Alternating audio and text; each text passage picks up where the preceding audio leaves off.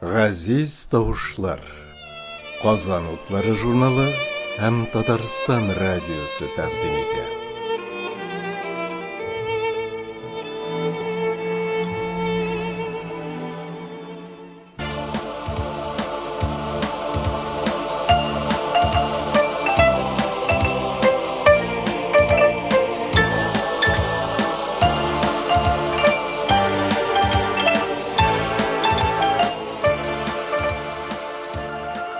Хәерле көн, хөрмәтле тыңлаучылар.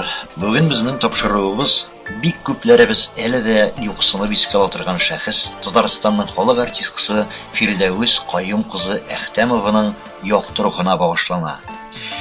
Ул бу якты дөньяга 1939 елның 21 июлендә тәүге аваз салган һәм 2012 елның 22 февралендә бакыйлыкка китеп барган.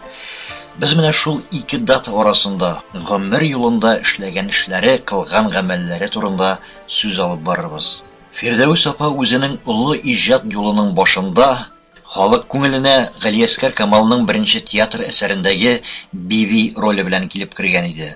Ә инде шушы юлның ахырында 2010 елда 6-нчы Халыкара Алтын мөнбәр мөселман кино фестивалендә Фирдәвес Әхтәмова Биби Нур фильмында төп рольне башкарып, иң яхшы хатын-кыз роле номинациясендә җиңү яулады. Бибидән Биби Нурга кадәр гомер юлы. Менә шулай дип исемлибез.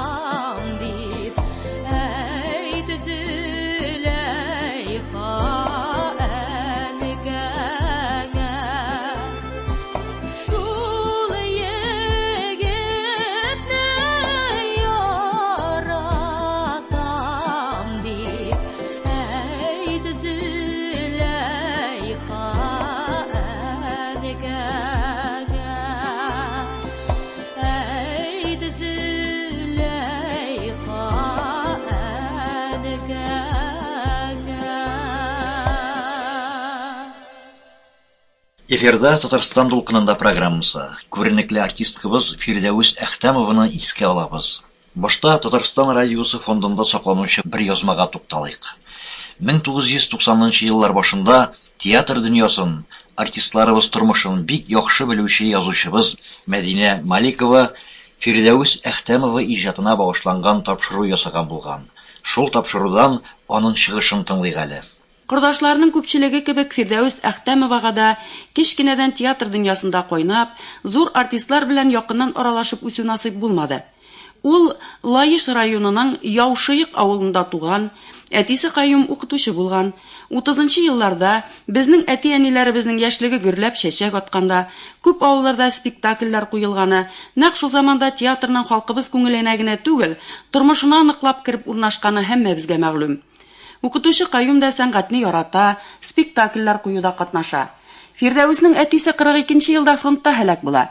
Әнисе 5 вакыт намазын калдырмаска тырышып яшәгән саф һәм изге күңелле Фатыйма апа 4 бала белән тол кала. Ул балаларын аякка бастыру өчен бөтен көчен куя, ләкин аларның игелеген күрә алмый. 47нче елны вафат була. Аның өлкән улы, яңа армиядан кайткан Камил, 3 туганын үстерү өчен җаваплылыкны үз җилкәсенә ала. Хәер, ул чакта сабыйларны приютка бирү беркемнең дә башына килмәгәндер. Өлкән туганның кешеләрен тәрбияләп үстерүе табигый саналган. Шыры шундый булган. Хәзер генә ул кайберәүләрнең үз туганы яннарына сыймый. Камилнең хатыны Суфия да иренең туганнарын сүзсез кабул итә һәм аларны тәрбияләүдә көчен кызганмый. Гаилә Казанга күчеп килә, Камил йөк ташучы булып урнаша. Алар заводның бер барагында яши башлыйлар.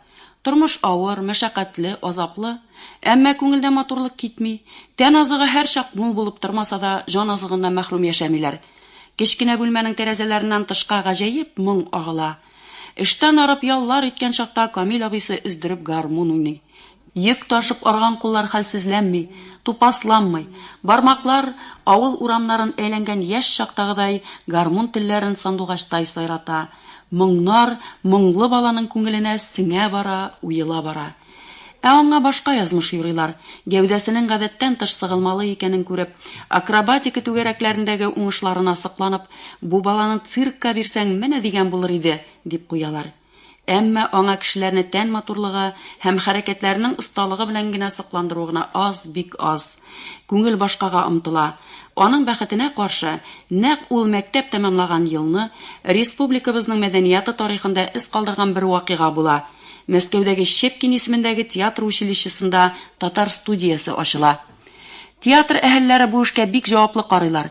Яшьләрнең үзләре белеп килүен генә көтеп тормыйча, артистлар мәктәпләргә барып талантлы яшьләрне эзлиләр. Фирдәүс укый торган Галимҗан Ибраһимов исемендәге 89нчы мәктәпкә Рәшидә апа Җиһаншина килә. Рәшидә апа балаларга театр турында сөйли, шигырь укуларын, һөнәрләрен күрсәтүләрен үтенә. Фирдәүстә драма артисты сәләтен беренче булып Рәшидә апа Җиһаншина күреп ала. Аны керү имтиханнарына чакыра. Имтихан алдыннан бер дулкынлану, алырлармы, юкмы дисең. Инде кабул ителгәнеңне белгәч, куанышка киенеш ачысы килеп кушыла. Сәләт тә бар, дәрт тә, ә менә дәрман юк. Мәскәү хәтле Мәскәүгә барып җитәсе дә, анда көн итәсе дә бар бит әле. Нәкъ шул елны алар яшәгән баракта ут чыгып, гаиләнең бөтен мөлкәте янып көл була. Бәхеткә каршы, кызның якыннары аның юлы киселмәсен өчен бик тә тырышалар. Әниләре үзе исән чакта ук кызларына бирнә хәстәрли башлаган икән. Инде кияүдәге апалары Фирдәүскә атап куелган сөлге ашъяулыкларны сатып, зур чемодан һәм штапель күлмәк алып бирә. Театр студиясенә Фирдәүс белән бер иш дигәндәй укучылар җыела. Уку еллары аларны сәнгатьнең серләренә өйрәткән, берләштергән, дуслаштырган чор була. Мәскәүдә белем алу талантлы яшьләрне бер яктан баетса, икенче яктан Казанга кайтканнан соң татар сәхнәсенең халык ихтирамын казанган зур артистлары белән бергә эшләү аларның талантын тулысынча ачарга мөмкинлек бирде. Алар өчен олы мәктәп булды. Аларны шәхес буларак та, иҗат әһелләре буларак та үстерде. Бу группа дистә елларга безнең академия театрының иҗады йөзен билгеләде. Фирдәүс Әхтәмова иҗатына багышланган бу тапшыруында Мәдинә Маликова шулай ук аның иҗатташларына, сәхнәдәшләренә дә мөрәҗәгать иткән булган. Менә әйтик, күренекле артистыбыз Равил Шәрәфи чыгышыннан бер үзек. Безнең Щепкинчылар арасында иң беренче партнерлар Фирдәүс белән мин. Ник дигәндә, без әле училищеда бергә өзекләр уйный башлаганга кадәр үк Тулай торак коридорында Шүрәле балетыннан Сөембикә белән Шүрәле булып бии торган идек. Без анда һич кенә дә халтурга бирелмичә, җаныбыз, тәнебез белән бии идек. Безнең белән бергә Тулай торакта торган башкорт артистлары әлдә булса безнең ул биюне еш искә алалар. Чөнки без аны бер генә кат биемәдек. Ә менә театрда партнерлар буларак кызганычка каршы сирәгрәк очрашырга туры килә. Ләкин шулай да очрашкалап торабыз. Театрдагы соңгы бергә эшләгән эшебез Бәхет пиала тиз уала спектаклендәге ир белән хатын. Партнер буларак шуны әйтәсе килә: Фирдәүс репетиция вакытында булсын, спектакльдә булсын, эленке салынкы гына эшләми, бүтән барлыгы белән җиң сызганып эшли. Сәхнәдә уйнаганда да ул чәчрәп янып тора. Тагын шунысы бар: партнер буларак ул партнерын үз теләгенә генә буйсындырып, үзенчә бүгәргә тырышмый, аңа үзе җайлаша белә. Ә бу бик зур нәрсә.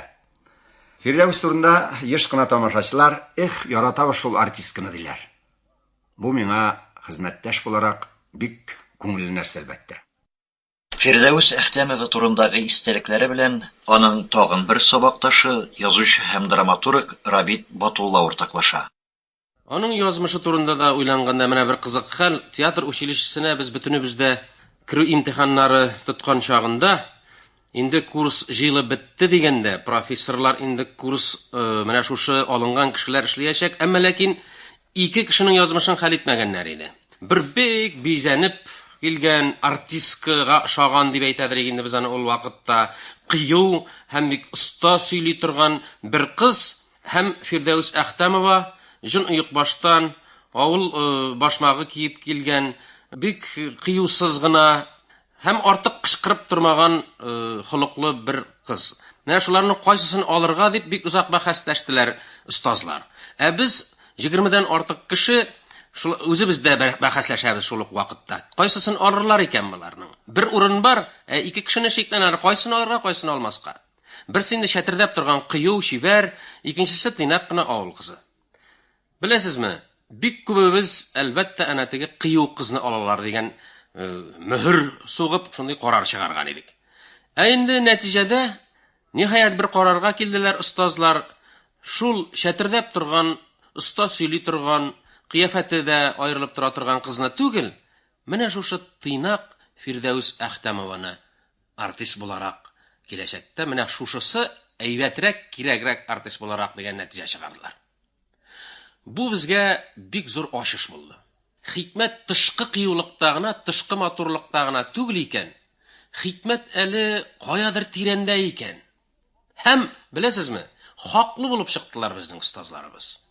Фирдәүс Әхтәмовадагы җан җылысын, миһербанлы һәм сәләтне алар күргәннәр, һәм шуңа күрә дә аларны без авыз тутырып әйтәбез остазлар дип. Алар ялгышмадылар. Менә шундый чыгыштан соң язучы Мәдинә Маликова үзенең Фирдәүс Әхтәмова иҗатына багышлап ясалган тапшыруын менә болай дип дәвам иттергән. Бик күпләрнең хәтеренә ул бер катлы, ышанучан, хәтта бераз зиһенсезрәк кызларны уйнаучы буларак та сеңеп калды. Моңа Галиязгар Камалның телевизордан күп тапкырлар күрсәтелгән беренче театры Фирдәүс анда Биби һәм Кәрим Тинчуринның чын-чынлап халык мәхәббәтен казанган Американы Фирдәүс анда Мәйсәрә сәбәпче булгандыр ахрысы.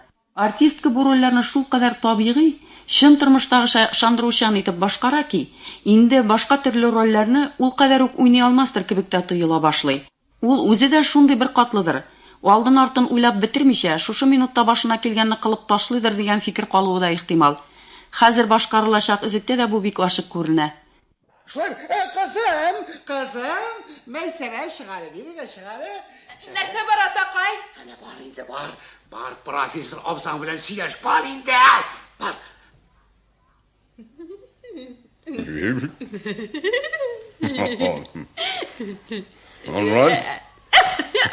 Туташ, утырыгыз.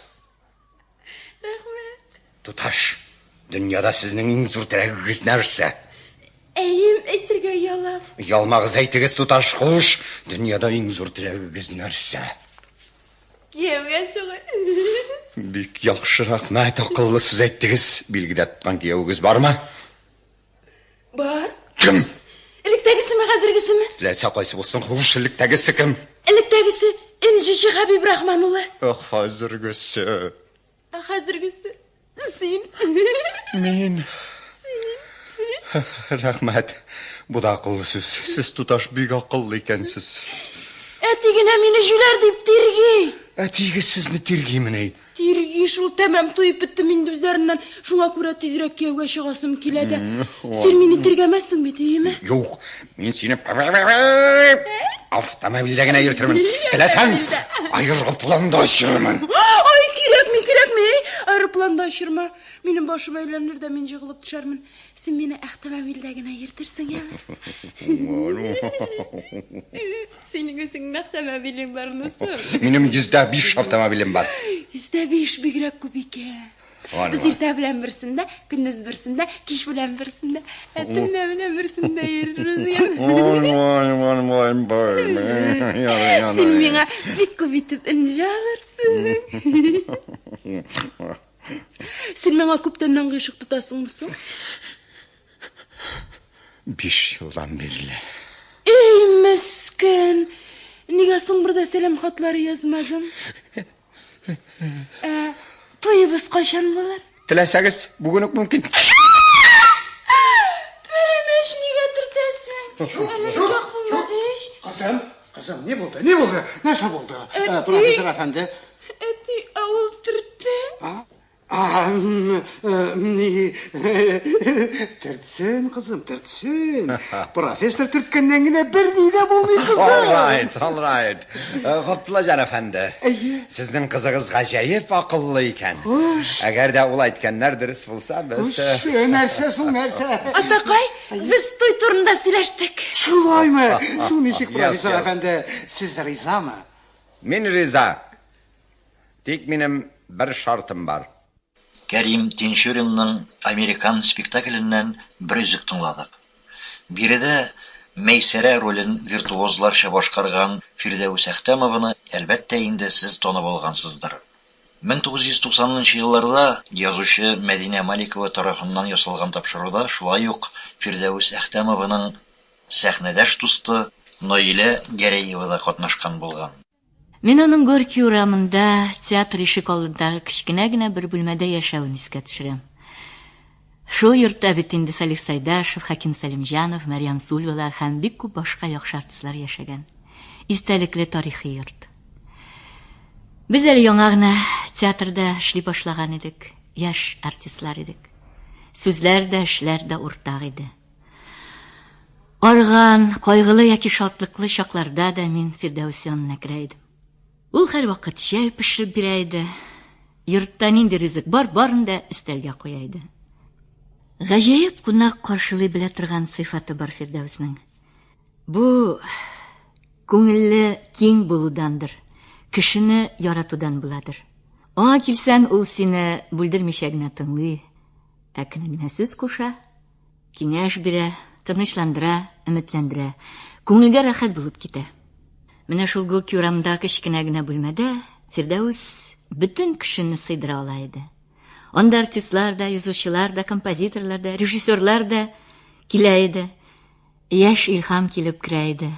Үзенең җырлары белән тетрәндереп, үзебезнең татар икәнлегебезне искә төшереп ала иде. Күпме кичләр, йокысыз узган төннәр. Без барыбыз да яшьләр идек.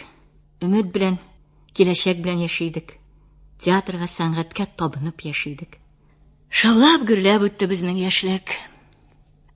Ә еллар Фирдәүсне бер дә үзгәртмәде кебек.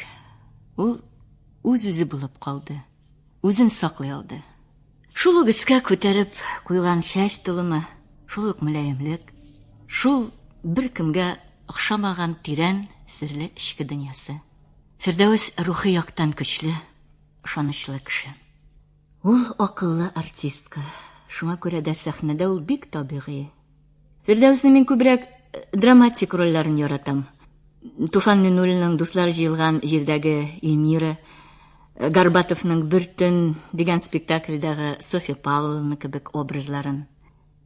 Без, хөрмәтле тыңлаучылар, 1990 елларда язучы Мәдинә Маликова тарафыннан Фирдәүс Әхтәмованың иҗатына багышланган тапшырудан фрагментлар тыңладык. Ул вакытта әле Фирдәүс апабыз исән, ул сәхнәдә, ул экранда, ул иҗатта, ә инде тапшыруыбыздагы моңлы тәнәфестән соң без аның иҗатына бүгенге көн күзлегеннән карап бәя бирергә тырышырбыз. Аның сәхнәдәше Татарстанның халык артисты Ирек Бахманов. Ирек абый, Фирдәүс апа Әхтәмовадан башка еллар уза, хактан да сагындырып искә төшә. Аның катнашындагы спектакльләрнең язмаларын тыңлаган чагында, телевизор экраннарына күргән чагында, күршебезнең нинди зур, үзе беренче карашка күренеп тормаса да, калкып доминант булып тормаган кебек тоелса да, нинди зур характерлы артистыбыз булган икән дип куясың. Дөрес шулай. Менә Ирек абый, сезнең буын артистлары, иҗатчыларының иҗаты белән без инде менә авыл малайлары әлбәттә әле Казанга килеп сәхнәләрне күрмәгән вакытта телевизор экранынан таныштык. Һәм әлбәттә инде телевизор экранында ул беренче театр иде. Белмим, ул ничек ясалган булгандыр, ул әсәр, телевизион, фильм, ул шедевр бүгенге көндә. Менә шуннан башлыйк әле. Миңа калса, ул сезнең иҗатыгызның бергә килеп кушылган вакытлары булгандыр. Шулайдыр. Фирдәүс турында бик узак әйтеп, бик рәхәтләнеп сөйләшеп торган мөмкин булыр. Шулай да Фирдәүс белән рольләр күп уйналмады. Менә иң беренче менә син үзең әйтеп киттең әйбит. Безнең ныклап Татарстанда беренче фильм ул. Татарстанда чыккан фильм дип саныйм мин аны. Телевидениедә Ринат Сакаев дигән бик шәп режиссер бар. Бер вакыт миңа шалтырата, Ирек, менә шундый хәл. Давай риза булабыз, шул фильм эшләргә җыенабыз. Мин әйтәм, Ринат, мин гомеремдә фильмда төшкән кеше түгел, шуңа күрә мин әзрәк куркыбрак та. Курыкма. Онда шәп актерлар була, Нәҗип Гайнуллин, Асфандиярова, Фирдәүс Әхтәмова, аш санап китте барсында. Риза бул. Шәрәфиев, Равил шунда ук. Ярабетем тырышып карыйк инде. Шуннан келіп, менә шушы фильмны бергәләп эшли башладык. Анда үзең беләсең инде беренче театрда Биби дигән бер роль бар. Әйбәт, Шәп роль инде. Шәп роль, шәп роль ни өчен ул? Фирдәүс уйнаганга шәп булды. Башка кеше уйнаса ул Бибине, бәлки алайык булмастыр да шикелле. Чыннан да булмастыр. Фирдәүснең менә хезмәте аның инсаны китсәң бик күп. Ләкин менә иң яхшы рольләрнең берсе, аны мин генә әйтмим, безнең бөтен артистлар шулай ди. Фирдәүснең иң шәп рольләрнең берсе шушы Биби булды дип әйтәләр инде. Аны Биби апа дип йөртәләр иде. Шулай. Шул кадәр шәп уйнады аны. Мин дә аның белән безнең аның белән бергә кара-каршы сөйләшә торган ни бар? Кисәкләр бар. Рәхәтләнеп аның белән уйнау рәхәт. Менә ул чын мәгънәсендә Биби инде. Биби иде. Тормыштагы Биби ул. Шул кадәр шәп уйнады аны. Режиссер да ача белгән бит. Ринат бик шундый бирелеп эшләде ул аны. Кызык бер. Без аны театрда спектакль уйнаганнан соң төнне барып эшлидек. Башка вакыт юк. Шул бер төнне biz şahsen Asfandiyarov белән безнең кисәкне уйныйбыз. Төне буе иртәнгә кадәр. Инде Ринат, мана дип үзе дә шатланып калды, кайтып киттек без. Арып талып инде. Икенче көнне әле эшкә барга без гадәттә сәгать 11-дә эшли башлыйбыз бит театрда. Телефоннан Ринат шалтырата, Сакаев. Ирек начар битәшмәй. Нәрсә булды? Берче булдым. Менә кичә төне буе төшкән, берсе төшмәгән ди. Нәмәдә ничек алай булды соң ул? Менә операторлар нәрсәдер, мин аның хәбәрсен белмим инде. Операторлар тегене ачмаганнар ди. Шул кеш басканнар да бер нәрсә төшмәгән ди. Тагын туры килер инде, тагын бер төн нитә инде. Онарга туры киләме? Ярар инде, баш ташкар булмый. Шулай без аны яңадан яздык әйбит. Менә шул Фирдәүс һаман истән чыкмый бит. Истән чыкмый менә шул фильмны искә алуга беренче чиратта күз алдына Фирдәүс килеп баса. Ул бәлкем Ирек абый хактан да кино өчен яратылган актриса булгандыр да. Бәлки шулай. Ул бит кинода реплам белән бирелә. Әлбәттә сәхнәдә, театрда без теге якыннан күрә алмыйбыз кешенең йөзен. Аның һәрбер җыелышының хәрәкәтен күрә алмыйбыз. Ә кино күрсәтә бит. Менә ул фильмның исеме ничек әле? Бибинур. Бибинур. Ул Фирдәүс гомумән театрда да, менә кинода табигый ул. Бер нинди ялганлау, кылану юк. Менә ни ул? Биби. Биби. Монда да фильмда да бик шәп ул. Аны бик бактап та чыктылар, урынлы мактадылар аны. Иң яхшы артистка, иң яхшы роль дип мактадылар. Ул чыннан да шулай ул. Фильм һич беребез дә уйламаган, фильмда Фирдәүсне күребез дип. Тулы ни бит ул фильм. Менә шулай Фирдәүснең менә Бибинур калданың бит, Биби инде ул беренче чиратта бит. Аның башка рольләре дә, театрда уйнаган рольләре дә бик уңышлы булды. Һәр вакыт Фирдәүс булып калды ул. Я Ирек абый, кеше буларак, әлбәттә сез бит инде бер гаилә кебек яшәгән. Шунсын әйтергә теләп утырадыр мен. Алар бит кайттылар, Мәскәүнең театр институтын бетереп кайттылар. Бер группа, Ренат Таздин, Вазгар Шакиров, Шарафиев. Шепкинчылар дип аталган. Шепкинчылар дип. Үзләре шулай дип атай инде. Менә шул кайтканнар арасында мин театрда, алар кайтканда күчмә театрда эшләдем, бер 3 ел бит, аннан соң келдем академиядән. 50 елдан артык минем анда эшләгәнем, 55 еллар инде театрда эшләгәнем. Менә шунда алар кайтканнан соң беренче күрүгә алар арасында минем күзгә Фирдәүс ташланды. Үзенең гадилеге белән, масаю дигән нәрсә юк. Менә тормышчан ул, менә шундый иде. Гаҗәеп укымышлы дип әйтәсем килә. Ул язучыларның язган әсәрләрен аның белән сөйләшә башласаң, ул шул кадәр күп белә иде. Бик яратып укыйдыр, һәм күп укыйдыр. Аның белмәгән нәрсәсе юк. Нинди генә темага сөйләшсәң дә ул укымышлы иде, белә иде. Менә шул ягы бар. Аның гаҗәеп кешелекле иде ул.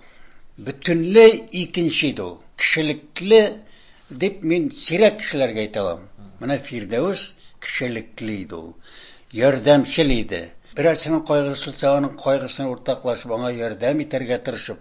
Шуңа күрә менә әйтәм бит, Фирдәүс искә килеп китсә, бөтен яклары белән килә дә күз алдына баса. Менә шундый иде ул. Андый артистлар сирәк. Хәзер бигрәк тә сирәк андыйлар. Юк дәрәҗәсендә. Менә алар арасында, алар 21 ме иде икән.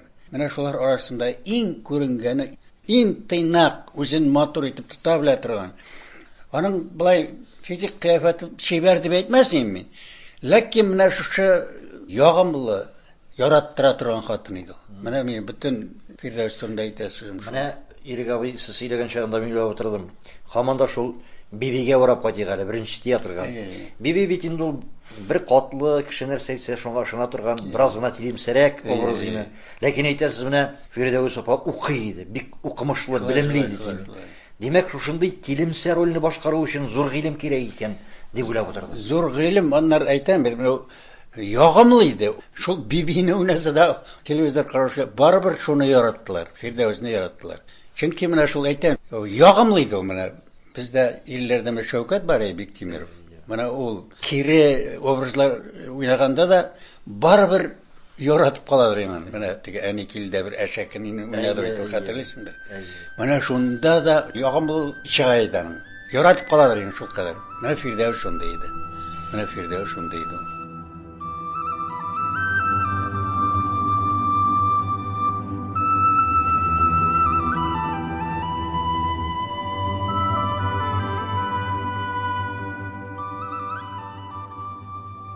Фирдәүс Әхтәмова катнашындагы спектакльдән бер үзек тыңлыйк.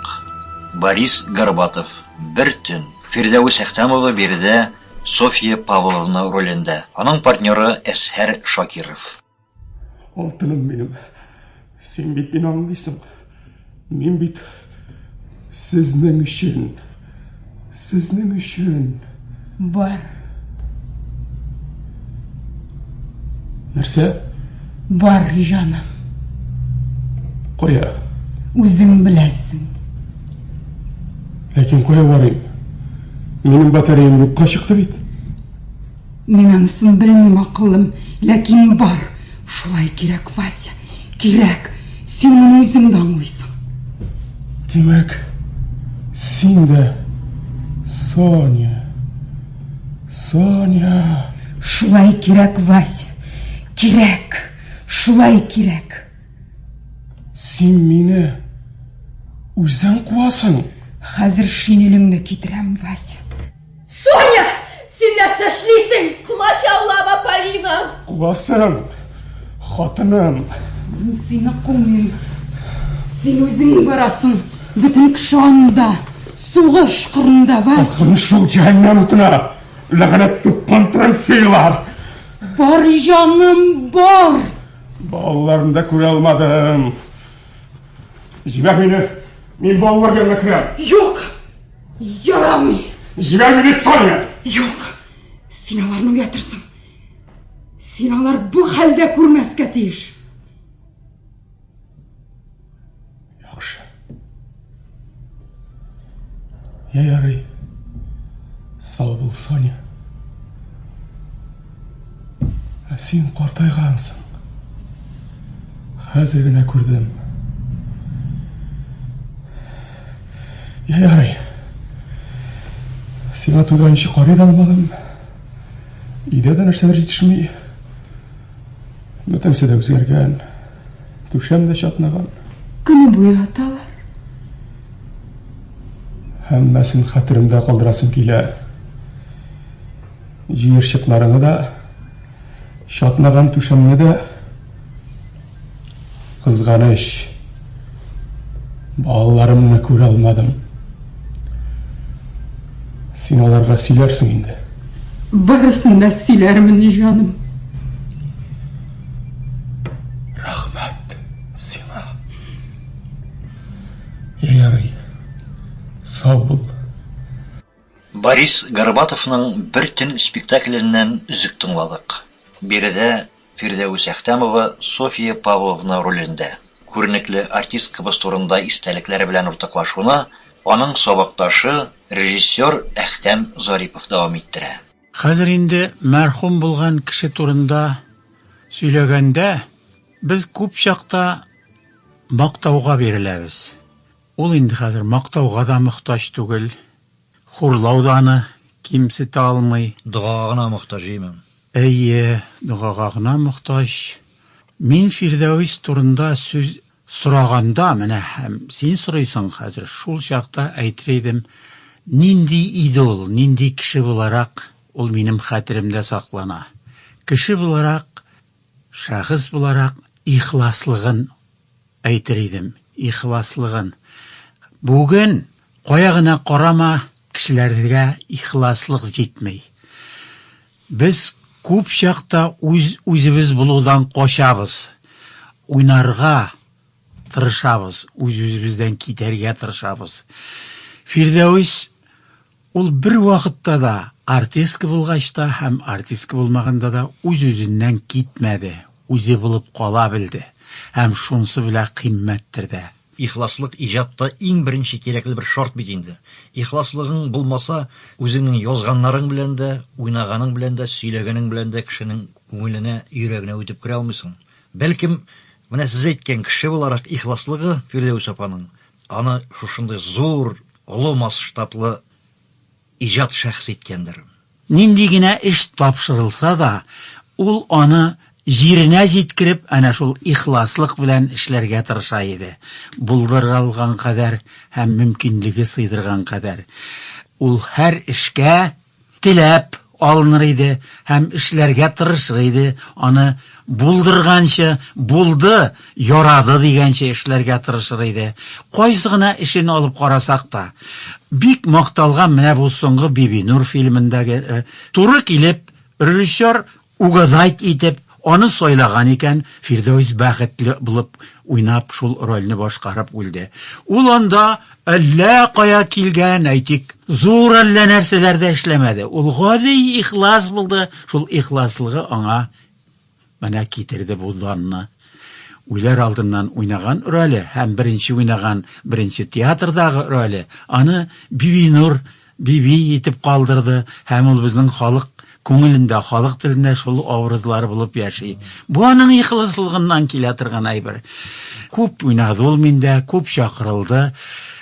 Әлеге дә баягы шул ихласлыгы аркасында. Бу турыда җентекләбрәк сөйләшәгез Әхтәм абый. Телевидение һәм Фирдәвис Әхтәмова дигән тема. Фирдәвис телевидениедә булмасын, театрда булмасын, зур рольләр уйнарга, героиня булырга омтылмады. Ул режиссер нинди роль бирсә, нинди рольдә аны күрсә, шуңа рәхәтләнеп алына торган актриса иде. Менә ул да булсын яшьләргә бер үрнәк. Мәсәлән, әйтик, мин нәрсәне дә булса куярга башласам, килеп җитә шундый момент, аңа роль бирелмәгән. Ләкин менә монда Фирдәвис кебек, Фирдәвис башкарырлык менә бер роль керергә катышырга тиеш. Ул аңа һич рәнҗемичә, һич үпкәләмичә, үзенең функциясын башкарырга, миңа ярдәм итәргә рәхәтләнеп килә иде. Һәм үзенең интервьюларында да әйтәдер ул турда. Менә Фирдәвиснең ихласлыгына тагын кайтканда шундый бер нәрсә бар. Мин акчага интегеп яшәдем. Кемгән сорасаң да хәзерге заманда акча биреп торучы юк. Туктале, мин әйтәм, Фирдәвистән сорап карыйм әле. Фирдәвистән сораган идем. Рәхәтләнеп биреп торам сиңа диде. Мин әйтәм, ничек инде син рәхәтләнеп биреп торасың? Чөнки мин һич вакытта да синнән көтмәдем, миннән акча сорап торыр дип ди. Рәхәтләнеп бирәм ди, сиңа да минем акча биреп торыр көнем бар икән ди. Менә бу аның ихласлыгы. Ул рольләрне дә шулай итеп башкара иде. Шуңа шатланып киләдер. Нинди генә роль бирсәң дә. Шуңа күрә теге зур тикшерүләр ясамыйча әйткәндә, миндә уйнаган рольләре менә әбиләрне уйнайдыр инде ул. Ул инде әби булырга килгән актриска иде.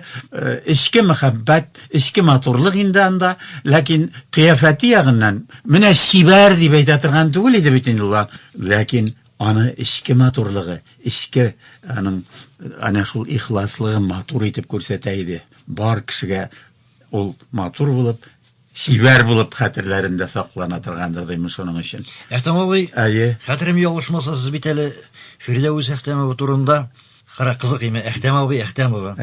Аның турында бер юбилее уңаеннанмы бик матур телевизион тапшыру ясаган идегез. Ул безнең фондта саклана торгандыр инде. Бардыр. Исемен матур кемнәр куйган дип аталадыр. Бу ничәнче еллар булды әле бу? Хәзер 75 еллыгы булгач, 70 еллыгына инде. 5 ел элек була инде, Ул аны шатты үзе, исемен шатты. Исемен матур кемнәр. Син моны ди, миңа үзем матур булмаганга күрә әйткәнсеңдер инде, исемен матур. Шунда да менә ниндидер. Ни изләп, мен әйтәм, аны моны уйладым инде. Җыр бар бит, мен әйтәм, Фирдәвискә дигән исемен матур кемнәр куйган дип әйтеп кенә. Бергә эшләдек, бергә укыдык. Укыган чорда бик актив була бит, менә комсомол активлары бит, иҗады. Әхтәм абый, Мәскәүдә бергә укыдык дисез бит инде. Мин бит инде шепкинчылар белән сөйләшкәнем бар. Әлбәттә, баштан ук ярылып ятып үзләренең талантлары белән укытучылар аларга игътибар иткәннәр, һәм инде алар башта ук зур артист булачаклары күренеп торган, ялтырап торган. Фирдәвис апа ничек иде ул? Ярылып яткан талантлар дигән кемгә беркетелгән ярлык икән бу? Әйтик, укыган чорда эшлегә генә укыган. Хәзер инде театрның бик хәтәр көчле артистлары булып киткән артистлар бар. Исемнәрен атамыйк. Бишлегә генә укыган артистлар бар. Мин шуларның берсе үзем, бит. Ләкин мин артист түгел. Мин артист булуны укыган чакка гына бәйләмәс идем. Уку ул хукук бирә эшләргә бу өлкәдә. Ул үстәми нәрсәдә булса, ансын тормыш үзе кешегә бирә. Тормыш өсти, Фирдәвис апа ничек иде? Фирдәвис кешедән ким түгел иде, актив иде. Кая гына карама, Фирдәвис башта мин дип атлыгып торады. Әйтик, менә танис дәресләре. Мин аны танцовщица, балет устасы да димәс идем, ләкин ул сикерергә бик теләп торады. Әйтик, Сакаева бар иде. Сакаева Иркә телевидениедә диктор булып инде, ул мәрхүм күптән. Менә ул инде чынлап та биедә белә, устала. Менә Әхтәмова Фирдәүс. Ул инде әйдә дип әйтергә, сине тартырга, шул биюгә кертергә, менә шул яктан. Рольләрдә дә шулай ук. Укганда ук шул карчыклар, шул характерный рольләр аңа бирергә тырышалар инде. Менә шулай дип әйтер идем. Уку бер нәрсә, эшләү икенче нәрсә, иҗат өченче нәрсә. Әлбәттә, Фирдәүс апа сәхнәдә бәхетле иде, үзегез дә әйттегез бит инде. Нинди роль бирсәң дә шуңа риза иде, шуңа сөенә иде. Бу бит инде эшкә бәхет дигән сүз. Тормышта Фирдәүс апа бәхетле кеше идеме? Бәхет дигәнне каян эзлисең икән? Ансы шулай инде. Каян эзлисең икән? Ләкин ире бик иртә үлде, бер кызы калды. Кызы да бик иртә чит илгә китте. Менә үлгәндә дә ул әйтик бала игътибарына тартылып, күңел җылысына, баланың күңел җылысына интегеп шулайрак мәрхүм булды инде ул. Ләкин ул сиздермәгәндер димен. Аның бик якын дуслары бар, Гәрәева, Наилә. Аның белән бик аралашадыр инде ул. Мин аның көчле характерлы булуында әйтер идем. Ул бит үләсен белеп йөрде. Безне кайгырмаска кушып. Аннан соң ул һәр кешенең иҗатына шатлана белә иде. Мәсәлән, мин соңгы вакытларда яза башладым. Менә ул минем үзем укыганчы укып чыга иде дә, язган нәрсәләрне бит шалтырата торган иде. Шуңа куана белә иде, кеше шатлыкларына куана белә иде. Менә ул зур бәхет бит. Менә син бәхетле идеме дидең бит. Ул шатлана белү белән дә бәхетле иде. Һәм шуның белән ул кешеләрне дә бәхетле итә белә иде. Әхтәм абый, бик зур рәхмәт. Фирдәүс Әхтәмова турындагы истәлекләре белән Әхтәм Зарипов уртаклашты. Шушы якты артисткабыз катнашкан тагын бер спектакльдән үзек тыңлыйк. Хәй вакыт, соңгы хат. Фирдәүс Әхтәмова биредә Розалия ролендә. Алайса озатып куям. Юк, Нияз абый, кирәкми. Юк, тышта караңгы вакытта соң әйдә. Мин кайтмыйм. Биредә калам. Нәрсә? Минем сезнең янда буласым килә. Нәрсә дидең? Син нәрсә әйткәнеңне аңлыйсыңмы, ахмак? Мин уйладым инде, шулай карар бирдем. Җиттеләр сиңа, акылсыз кыз. Үз язмышың белән уйнарга менә мин сиңа ирек бирермен. Кире ал сүзләреңне әйдә. Ялгышлык белән генә ычкындырдым диген. Мин сезне яратам, Нияз абый. Бик яратам. Инде күптәннән баштан.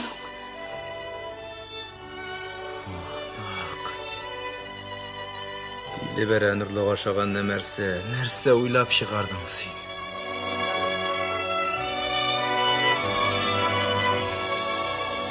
Минем бер вакытта да булай яратканым юк иде. Бу беренче мәртәбә. Газаплы да, шатлыклы да икән. Сезне ярату, Нияз абый, үзе зур бәхет.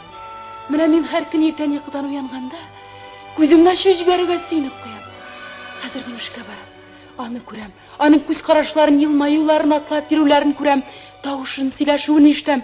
Бәхәсләшүен, нәрсәндер исбат итүен тыңлыйм. Минем өчен һәр көн бәйрәм. Чөнки мин һәр көнне сезнең белән очрашам. Мин сезгә кичкенә генә булышлык күрсәтә алсам да, бер стакан кайнар чәй китерсәм дә, ул минем өчен зур шатлык. Сезгә ул бер ни тормый. Минем гомеремнең кадерле минутлары шул. Сезне ярату зур бәхет ул, Нияз абый. Әгәр белсәгез иде. Җүләр кыз. Беләм. Мин сезгә тиң түгел. Шуңа күрә онытырга да тырышып карадым. Булмый. Йөрәкне буйсындырып буламыни? Менә сез хирург. Мәхәббәткә операция ясый алмыйсыз. Аннан соң мин сезне онытырга да теләмим. Әйтәм, үзе бер бәхет дип. Мин сезнең кемне яратканыгызны да беләм. Исемен дә беләм. Зөһрә. Кайдан? Тагын почтаданмы? Хәтерлисезме? Бер апа кыз бала тапкач, исем эзләгәндә сез аңа Зөһрә дип кушарга тәкъдим иттегез. Яратыгыз. Мин барыбер сезне онытырга теләмим, Нияз абый. Теләмим. Менә шул. Хөрмәтле тыңлаучылар, бүген без Татарстанның халык артисты Фирдәүс Әхтәмованың якты рухын искә алдык. Олы хезмәтен халыкка багышлап бакыйлыкка күчкән шушы фидакар затны Рамазан айларында дугабыздан калдырмасак иде. Хөрмәтле радио тыңлаучылар, тапшыруыбыз тәмам. Сездән хат хәбәр көтеп калабыз. Тапшыруның мөхәррире Насим Акмал, режиссеры Рамил Хидиятулла, тавыш операторы Гөлүсә Җаббар. Сау булыгыз, дуслар. Илләр көннәр имин булсын.